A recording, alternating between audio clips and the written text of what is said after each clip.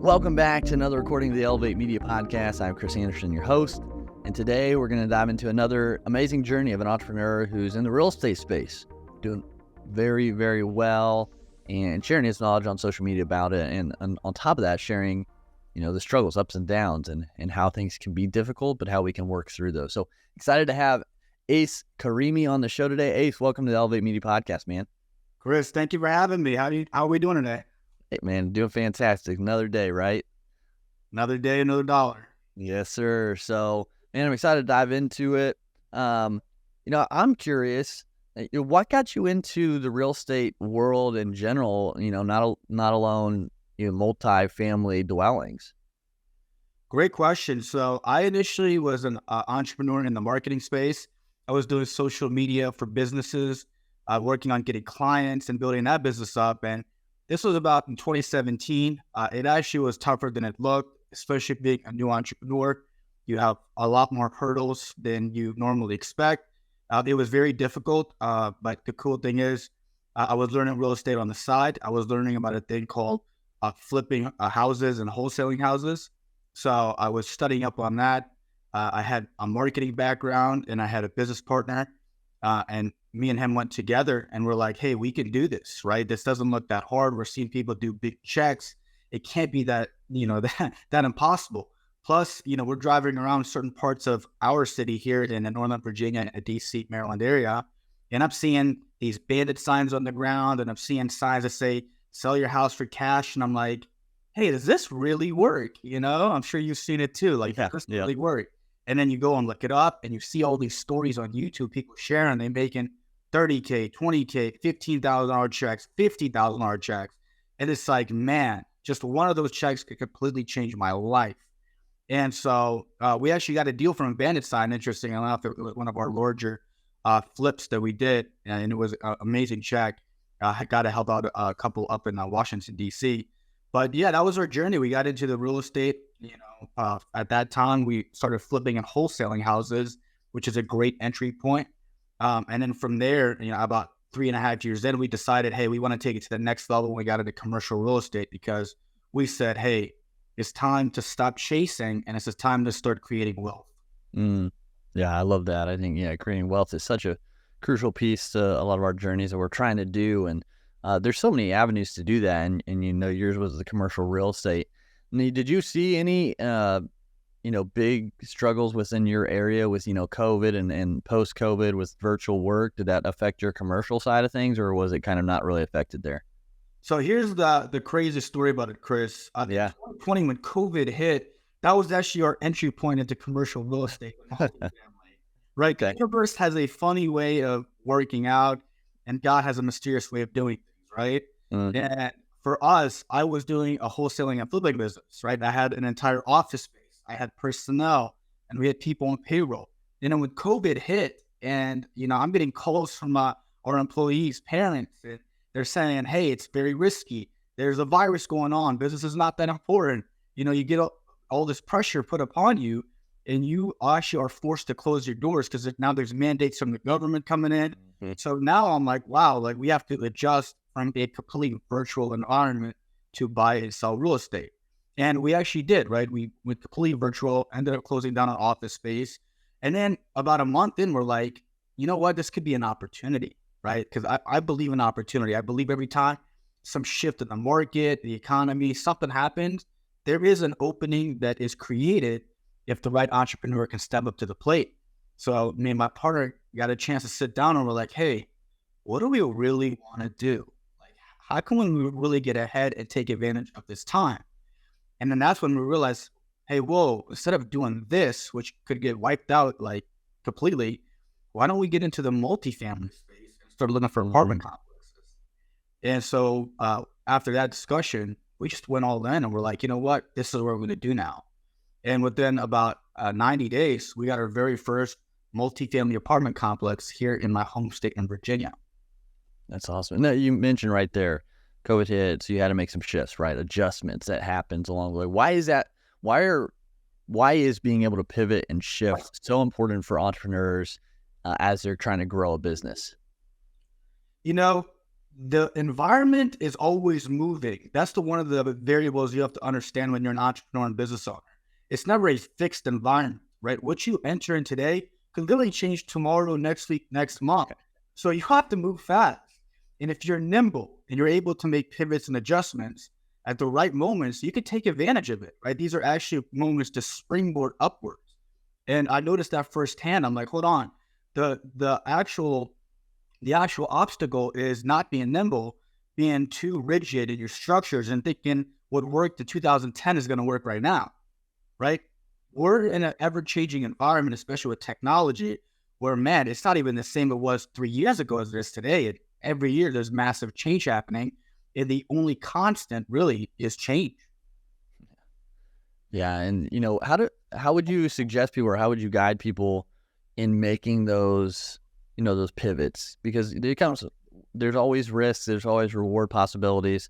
So if you're talking to an early entrepreneur, how do you guide them in making the best decision for them when they're maybe trying to pivot or change or adapt?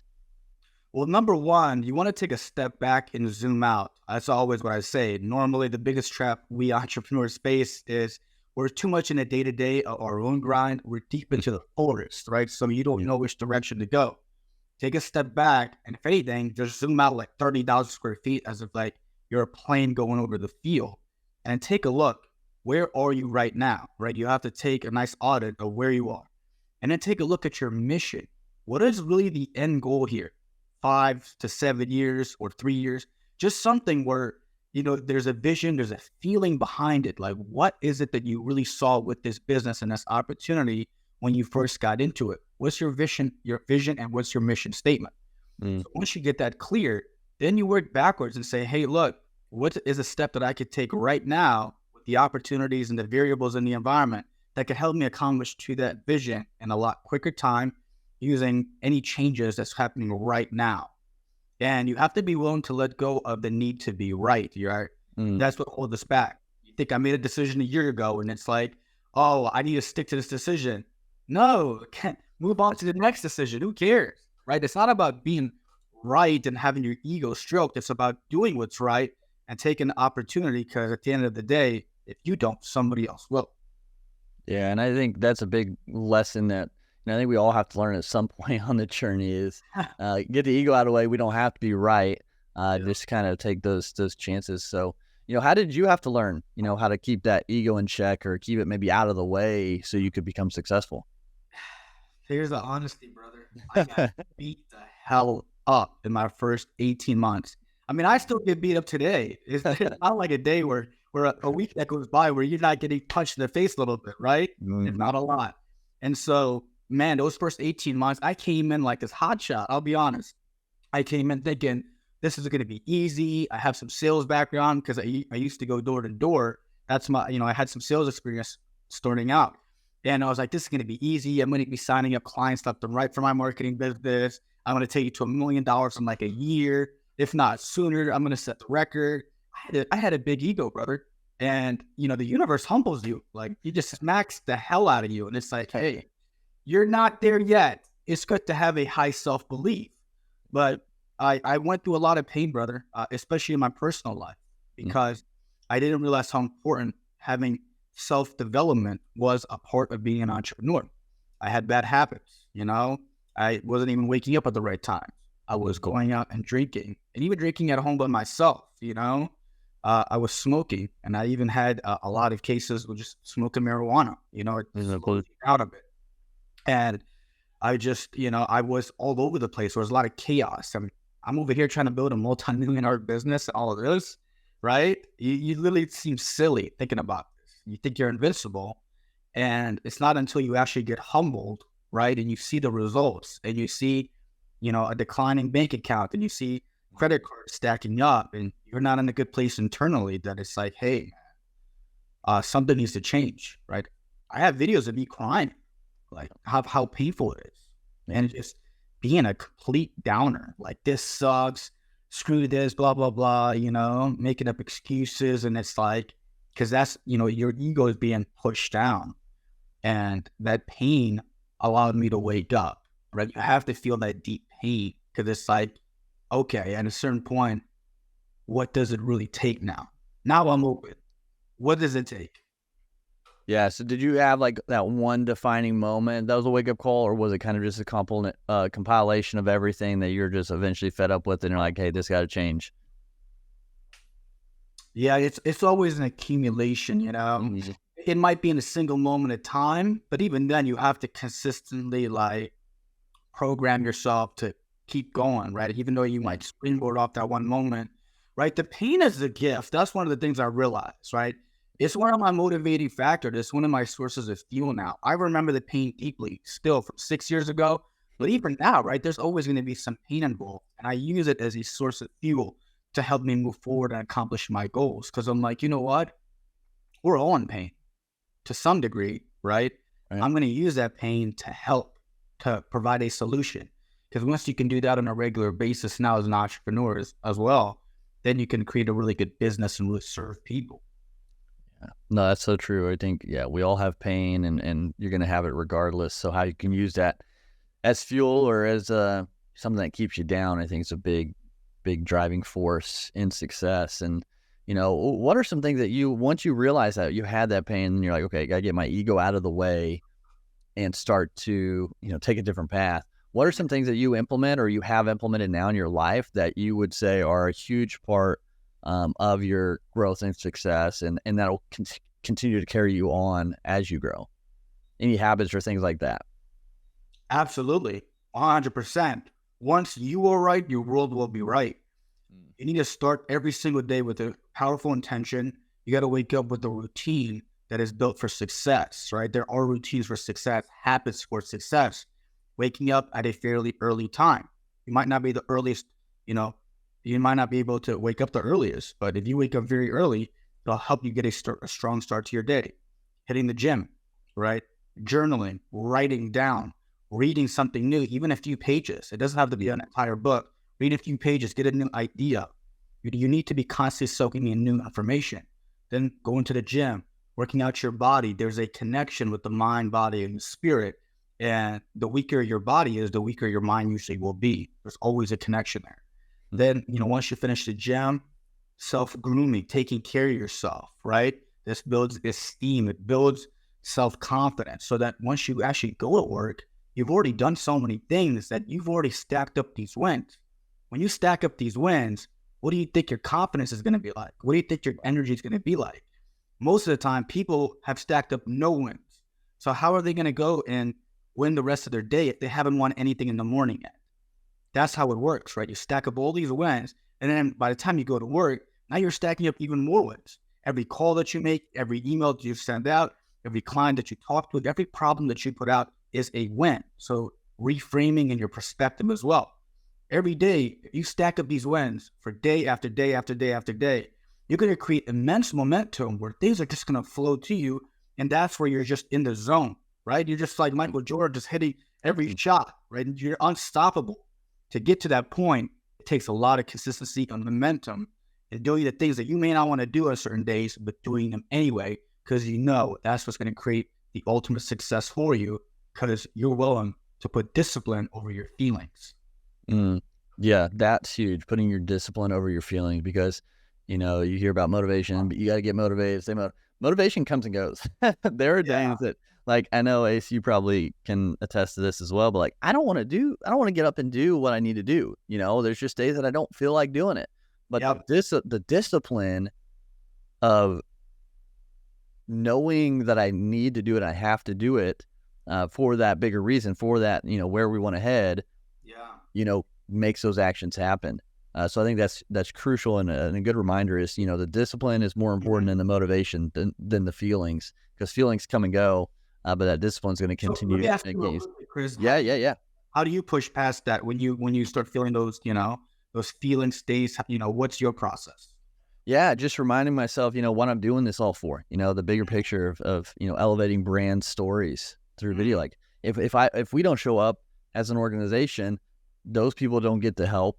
They're not getting their messages out there more clearly and at a high level on video. And so they're not able to help as many people. And so it's a ripple effect of negativity. So that's one way. And then the second is, I just look at my kids, and then I think about my team and their families, and like, if I don't show up, if I don't do the actions, even if I don't feel like doing them, like this goes down, and then who's going to be take care of my kids? Who's going to be supporting those other families out there?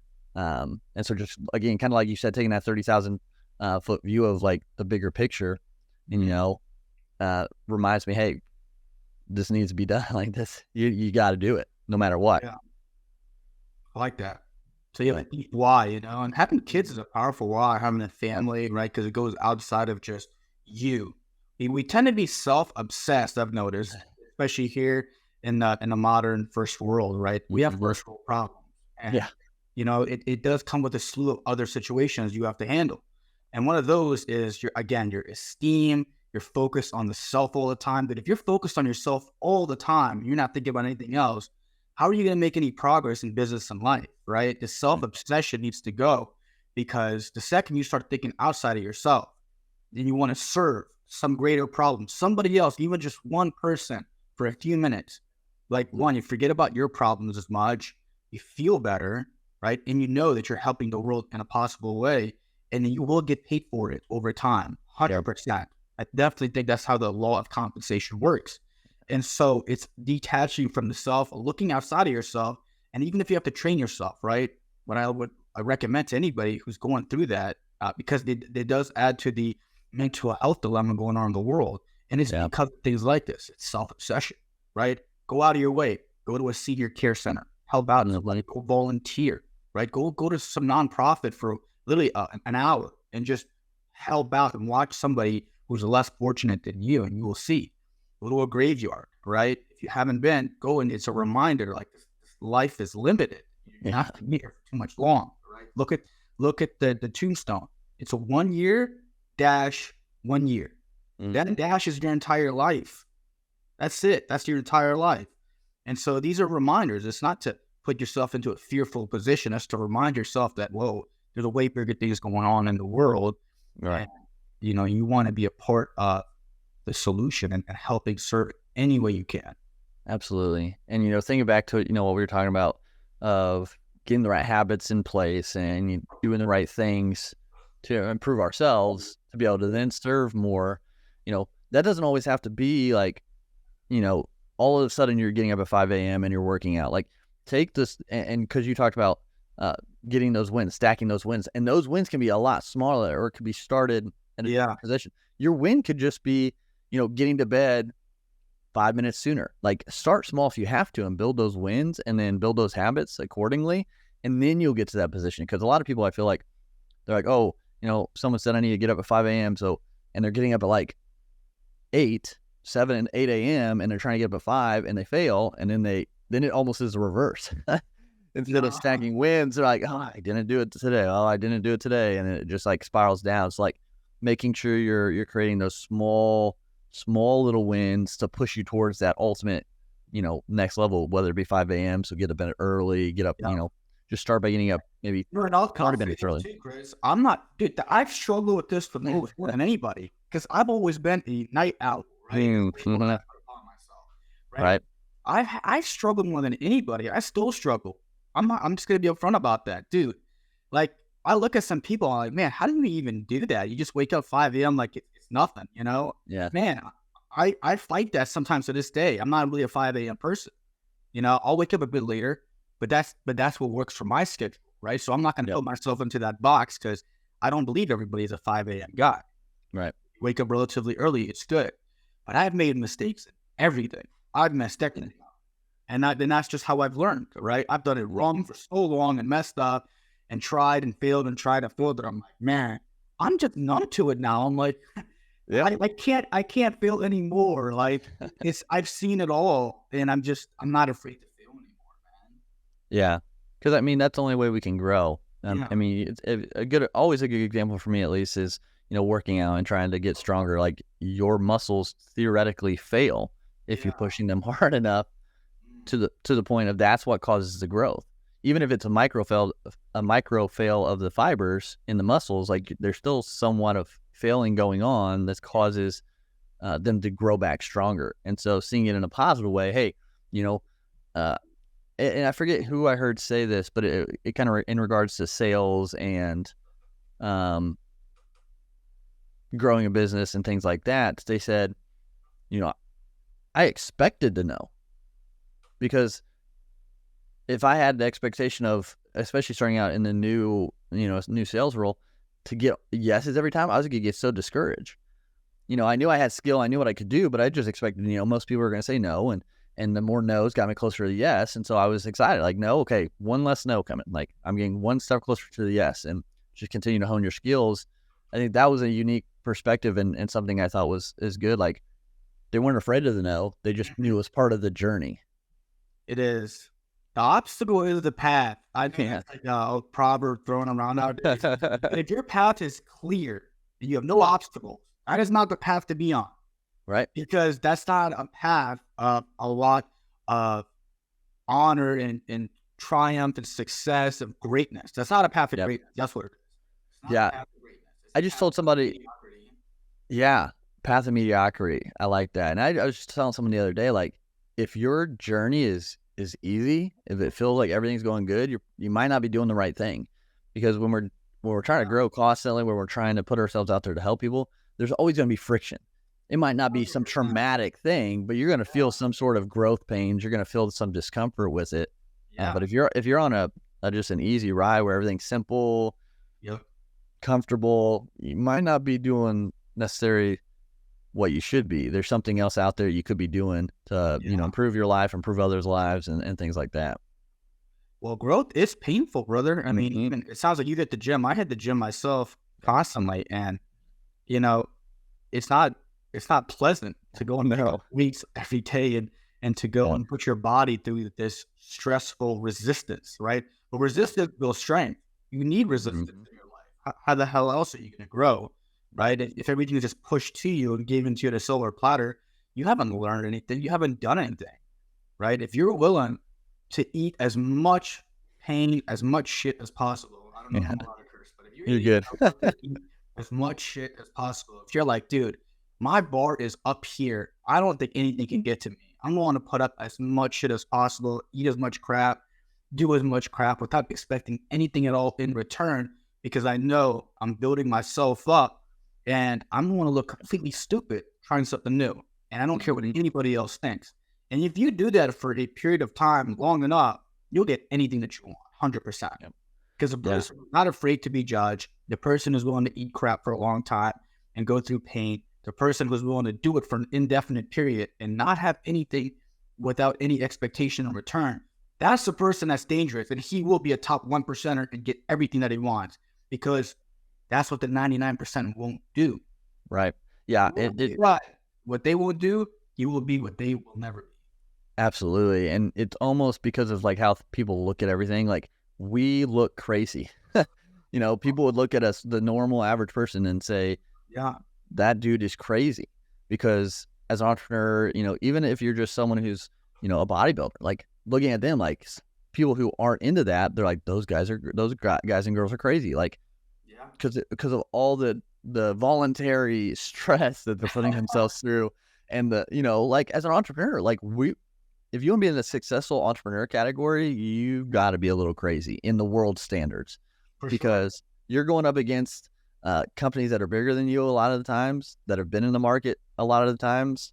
You have to, fight all the sort of economic positions in the world. Everything. Dragons. Yeah, like, you got to do everything when you're beginning. You have to bootstrap, do everything yourself. Like, it's crazy if you look from the outside perspective. And so, like, just thinking of it that way, like, embrace that a little bit and be like, I'm a little crazy. I'm going to succeed at this. And that's, again, kind of with what you're saying. Like, if you want to be that top 1%, you've got to do what the rest won't. And a lot of that's longevity too, like, just being consistent through all the crap. Like you mentioned, like, sometimes that's all it takes is just more time. Because individually, we can only put in so many works. 24 hours is all we got.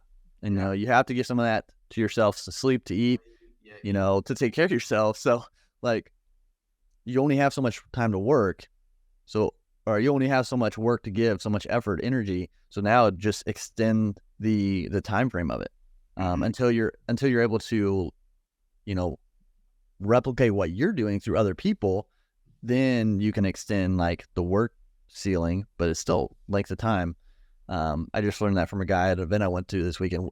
Hard work times time equals success. So you got a limit on your work you can do. It's just natural and then as you bring on people. And so time is the only thing you can really increase to give you success. So.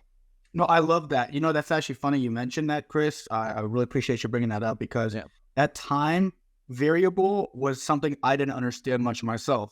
Luckily, I have a great business partner. He understands that very well, right? I'm a workhorse.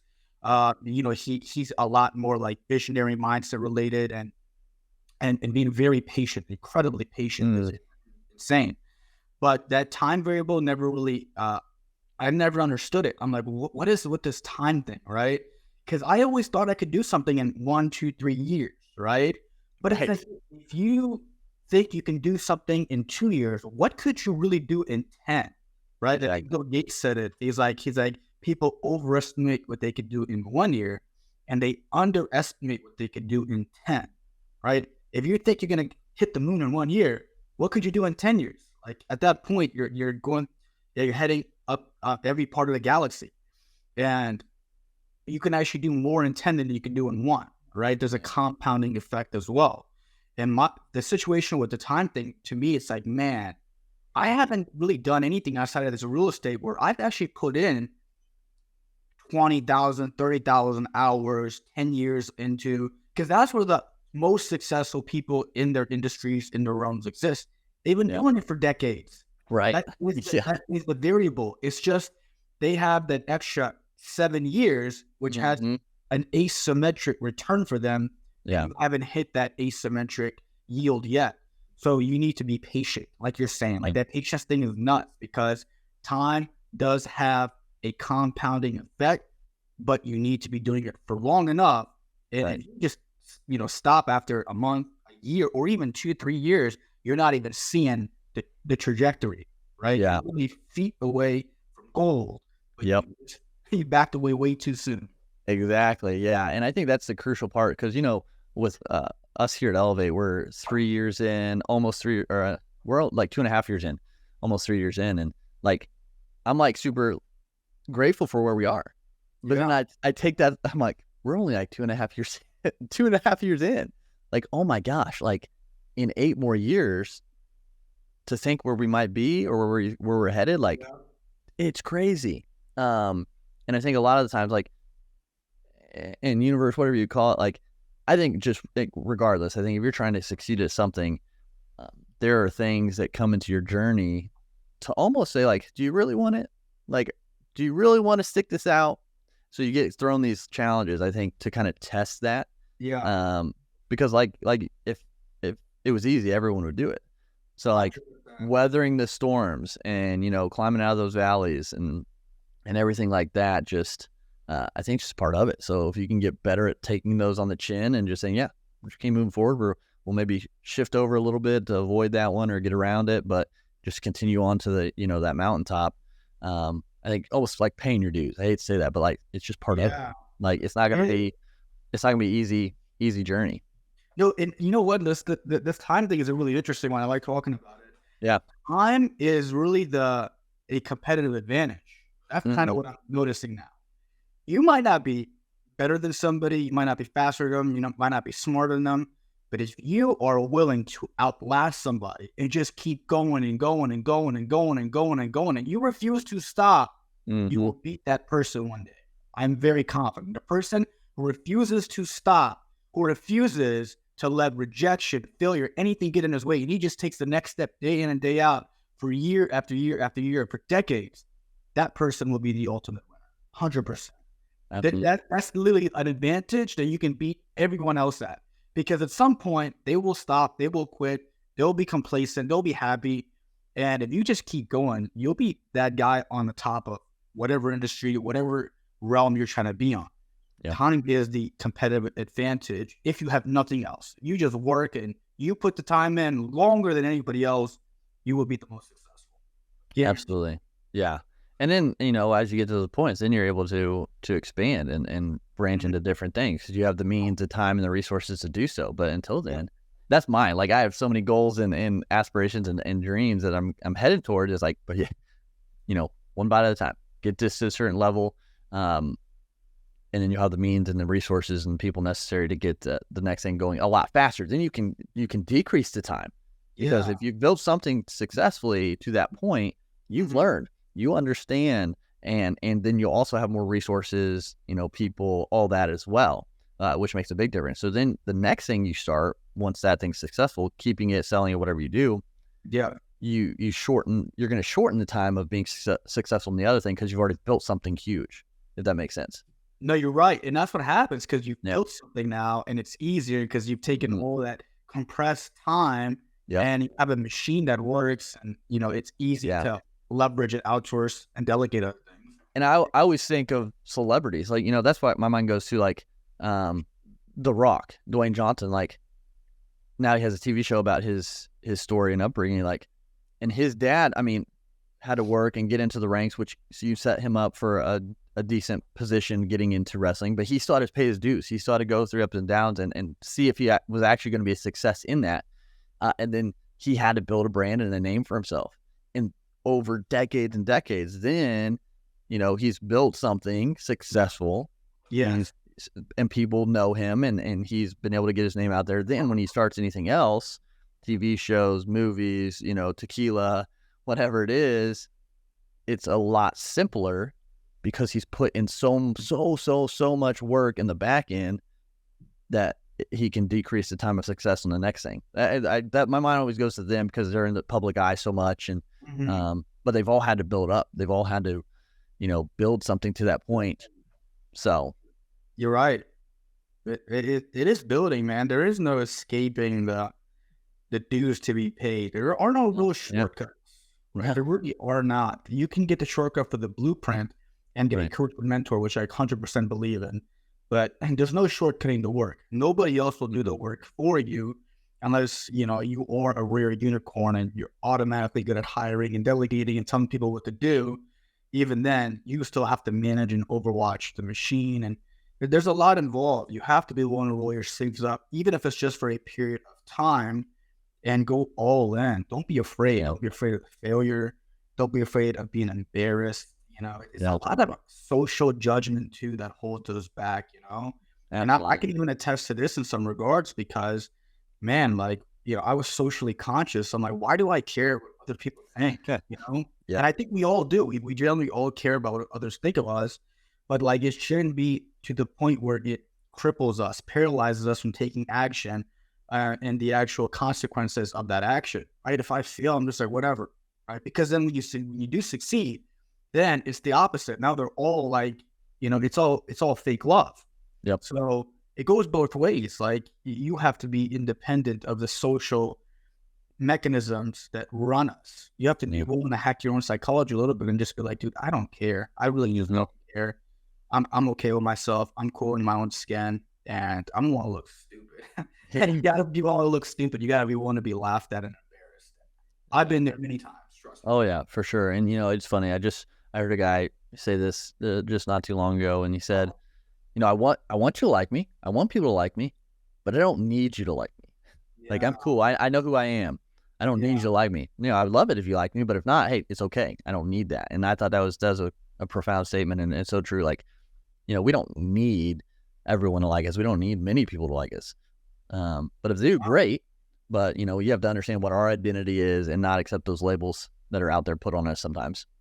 No, you're in that's a complete fact, man. The social aspects of it, the personal, the esteem involved. Like, one of my biggest problems, man, growing up is I had an identity issue, and I'm sure maybe others do, maybe others don't. I noticed some people had that figured out early on in their life, and I journal pretty often now, and I noticed, I'm like, man, much of my life has just been figuring out who the hell I even am.